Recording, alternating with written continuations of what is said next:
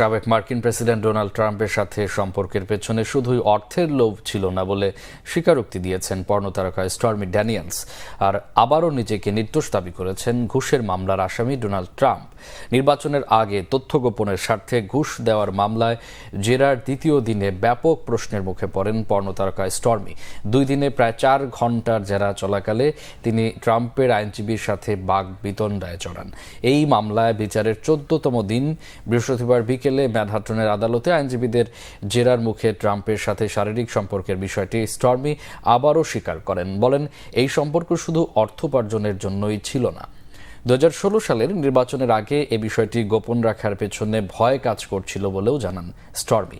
আদালত থেকে বের হয়ে যাওয়ার সময় আবারও নিজেকে নির্দোষ দাবি করে বিচারকের প্রতি অনাস্থা জানান আগামী নভেম্বরের নির্বাচনে রিপাবলিকান দলের সম্ভাব্য এই প্রার্থী। যুক্তরাষ্ট্রের ইতিহাসে ট্রাম্পই একমাত্র প্রেসিডেন্ট যার বিরুদ্ধে ফৌজদারি মামলার বিচার কার্যক্রম চলছে।